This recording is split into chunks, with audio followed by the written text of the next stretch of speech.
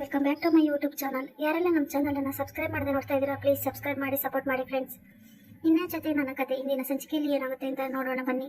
ಸಂಚಿಕೆ ಶುರುವಿನಲ್ಲಿ ಅಜಿತ್ ಇಲ್ಲಿ ಕೊನೆಯ ದಿನ, ಇವತ್ತು ನಾನು ಹೇಗಾದ್ರೂ ಮಾಡಿ ಇವತ್ತು ಭೂಮಿನ ಉಳಿಸ್ಕೊಂಡ್ಲೇಬೇಕು ಅಂತ, ಅವಳಿಗೆ ಗಂಟಿರೋ ಕಳಂಕನ ತೊಳಿಬೇಕು ಅಂತ ಹೇಳಿ ಅಜಿತ್ ಹೋಟೆಲ್ ಓನರ್ನ ಅರೆಸ್ಟ್ ಮಾಡ್ಕೊಂಡು ಕರ್ಕೊಂಬರ್ತಾನೆ. ಸರ್, ನನ್ನನ್ನೇ ಕರ್ಕೊಂಬರ್ತಿದ್ದೀರಾ ಸರ್ ನೀವು? ಇದಕ್ಕೂ ನನಗೂ ಸಂಬಂಧ ಇಲ್ಲ ಬಿಡಿ ಸರ್ ಅಂತ ಆ ಹೋಟೆಲ್ ಓನರ್ ಹೇಳ್ತಾನೆ. ನಿಜ ಹೇಳೋ, ನನಗೆಲ್ಲ ಗೊತ್ತು, ನಿನಗೆ ಗೊತ್ತಿರೋದು ಸತ್ಯ ಏನು ಅಂತ. ಭೂಮಿ ಮಾಡದೇ ಇರೋ ತಪ್ಪಿಗೆ ಅವಳನ್ನೇ ಯಾಕೆ ಶಿಕ್ಷೆ ಆಗೋ ತರ ಮಾಡಿದೆ ನೀನು?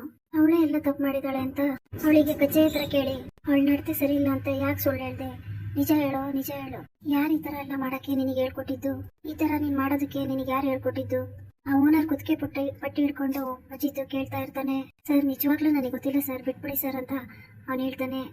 ಅದಕ್ಕೆ ನಿನಗೆಲ್ಲ ಗೊತ್ತು, ಸುಮ್ಮನೆ ನಾಟಕ ಆಡಬೇಡ, ಮುಚ್ಚಿಡ್ತಿದ್ಯಾ? ಅವ್ರೆಷ್ಟು ದುಡ್ಡು ಕೊಟ್ರು? ನಿಜ ಹೇಳು, ಯಾರಿಗೆ ಕೆಲಸ ಮಾಡಕ್ ಹೇಳಿದ್ದು? ಅಜಿತ್ ಹೇಳ್ತಾನೆ, ನನಗೇನು ಗೊತ್ತಿಲ್ಲ ಅಂದಾಗ, ನೀನು ಈ ರೀತಿ ಎಲ್ಲ ಕೇಳಿದ್ರೆ ಬಾಯ್ ಬಿಡಲ್ಲ, ಪೊಲೀಸ್ ಸ್ಟೈಲಲ್ಲೇ ಬಾಯ್ ಬಿಡಿಸ್ಬೇಕು ಅಂತ ಅಜಿತ್ ಕೋಲ್ ತಗೊಂಡು ಹೊಡಿತಾ ಇರ್ತಾನೆ. ನಿಜ ಹೇಳು, ನಾನು ನಿನ್ನನ್ನು ಯಾವುದೇ ಕಾರಣಕ್ಕೂ ಬಿಡೋದಿಲ್ಲ. ಇವತ್ತು ಕಡೆ ದಿನ, ಇವತ್ತು ನನ್ನ ಭೂಮಿನ ನಾನು ಏನಾದರೂ ಅಪರಾಧಿ ತಪ್ಪು ಮಾಡಿಲ್ಲ ಅಂತ ಸಾಬೀತು ಮಾಡಿಲ್ಲ ಅಂದ್ರೆ ಅವಳು ಜೀವನ ಪೂರ್ತಿ ಕಳಂಕದಿಂದ ಕೊರಗೋ ಥರ ಆಗುತ್ತೆ. ತಪ್ಪು ಮಾಡಿಲ್ಲ ಅಂದ್ರೂ ಜೀವನ ಪೂರ್ತಿ ಶಿಕ್ಷೆ ಅನುಭವಿಸ್ಬೇಕಾಗತ್ತೆ. ಆ ಪಾಪ ಮಾತ್ರ ನಿಮಗೆ ಯಾವತ್ತೂ ಬಿಡೋದಿಲ್ಲ, ಜೀವನ ಪೂರ್ತಿ ನೀವು ನೋವು ಅನುಭವಿಸ್ಬೇಕಾಗತ್ತೆ. ನಿಜ ಹೇಳೋ ಅಂತ ಕೋಪ ಮಾಡ್ಕೊಂಡು ಓನರ್ಗೆ ಅಜಿತ್ ಸಿಕ್ಕಾಪಟ್ಟೆ ಹೊಡಿತಾ ಇರ್ತಾನೆ. ಸರ್, ದಯವಿಟ್ಟು ನಾನು ಬಿಟ್ಬಿಡಿ, ಇದಕ್ಕೂ ನನಗೂ ಸಂಬಂಧ ಇಲ್ಲ, ವಿಷಯನ ಹೇಳ್ತೀನಿ ಸರ್ ಅಂತ ಆ ಹೋಟೆಲ್ ಓನರ್ ಹೇಳ್ತಾನೆ. ಹೇಳು, ಯಾರು ನಿನಗೆ ಈ ತರ ಮಾಡು ಅಂತ ಹೇಳಿದ್ದು? ಭೂಮಿಗೆ ಈ ತರ ಮೋಸ ಮಾಡು ಅಂತ ನಿನಗೆ ಯಾರು ಹೇಳ್ಕೊಟ್ರು? ಎಷ್ಟು ದುಡ್ಡು ಕೊಟ್ರು ಹೇಳು ಅಂತ ಅಜಿತ್ ಕೇಳ್ತಾನೆ. ಅದು ಸರ್ ಅಂತ ಓನರ್ ತಡವರಿಸ್ತಾ ಇರ್ತಾನೆ. ಈ ಕಡೆ ಭೂಮಿ ರಾಮನಾಮ ಬರೀತಾ, ರಾಮ ಜೊತೆಗೆ ಎಲ್ಲ ಮುಗೀತು ಅನ್ಸುತ್ತೆ, ಇನ್ನೊಂದು ಸ್ವಲ್ಪ ಹೊತ್ತಾದ್ರೆ ನನ್ನ ಜೀವನನೇ ಕತ್ಲೆ ಆಗ್ಬಿಡುತ್ತೆ, ಇನ್ನು ನಾನು ತಪ್ಪು ಮಾಡಿಲ್ಲ ಅಂತ ಸಾಬೀತು ಮಾಡೋಕ್ಕಾಗಲ್ಲ ಅನ್ಸುತ್ತೆ, ಮುಗೀತು ನನ್ನ ಕತೆ ಅಂತ ಅನ್ಕೊಂಡು ಉಸಿರು ಕೊಟ್ಟಿರೋ ನಿನ್ ಮುಂದೆನೆ ನಾನು ಉಸಿರನ್ನ ನಿಲ್ಲಿಸ್ತಾ ಇದ್ದೀನಿ, ದಯವಿಟ್ಟು ನನ್ನ ಕ್ಷಮಿಸ್ಬಿಡಪ್ಪ ತಂದೆ ಅಂತ ಬೇಜಾರು ಮಾಡ್ಕೊಂಡು, ಏನ್ ಬಂದ್ರು ಬದುಕ್ಬೋದು, ಆದ್ರೆ ಈ ಹೆಣ್ಮಕ್ಳಿಗೆ ಈ ಕೆಟ್ಟ ಕಳಂಕ ಅಂತ ಬಂದ್ರೆ ಬದುಕೋದು ತುಂಬಾ ಕಷ್ಟ ಅಂತ ಭೂಮಿ ಬೇಜಾರು ಮಾಡ್ಕೊಂಡು ವಿಷ ಕುಡಿದ್ಬಿಡ್ತಾಳೆ. ವಿಷ ಕುಡಿದ ತಕ್ಷಣ ಭೂಮಿಗೆ ಹೊಟ್ಟೆಯಲ್ಲಿ ಗಂಟ್ಲಲ್ಲೆಲ್ಲ ತುಂಬಾ ಸಂಕಟ ಆಗ್ತಾ ಇರುತ್ತೆ. ಭೂಮಿಗೆ ತಲೆ ಸುತ್ತಕ್ಕೆ ಶುರುವಾಗುತ್ತೆ. ಈ ಕಡೆ ಶ್ರವಣ್ಗೆ ಎತ್ತ ತಂದೆ ಅಲ್ವಾ, ಶ್ರವಣಗೂ ಸಹ ಒಂಥರ ತಳಮಳ ಶುರುವಾಗುತ್ತೆ. ಏನಿದು ಈ ತರ ಆಗ್ತಾ ಇದೆ? ನನಗೆ ಬೇಕಾದವರಿಗೆ, ನಾನು ತುಂಬಾ ಬೇಕಾದವ್ರಿಗೆ ಯಾರಿಗೂ ಏನೋ ತೊಂದರೆ ಆಗಿದೆ ಅನ್ನೋ ತರ ಆಗ್ತಾ ಭಾವನೆ ಬರ್ತಾ ಇದೆ. ಏನೋ ಆಗಿದೆ, ಯಾರಿಗಂತ ಗೊತ್ತಾಗ್ತಾ ಇಲ್ಲ. ಮನಸ್ವಿನಿಗೆ ಏನಾದ್ರೂ ತೊಂದರೆ ಆಗಿರ್ಬೋದಾ?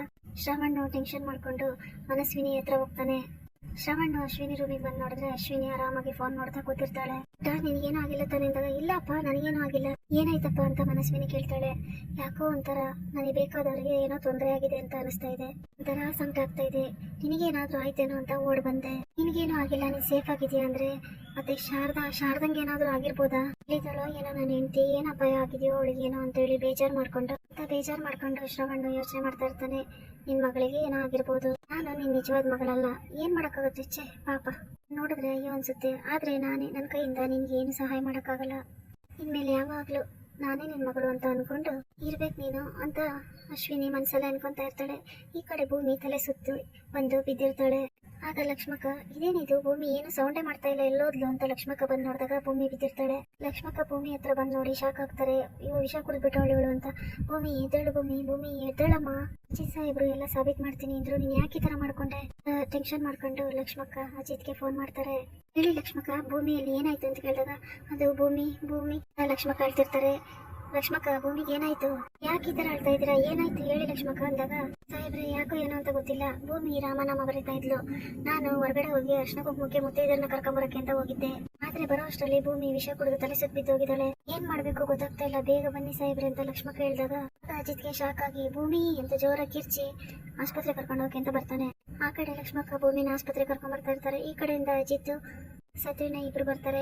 ಇಲ್ಲಿಗೆ ಈ ಸಂಚಿಕೆ ಮುಕ್ತಾಯವಾಗುತ್ತದೆ.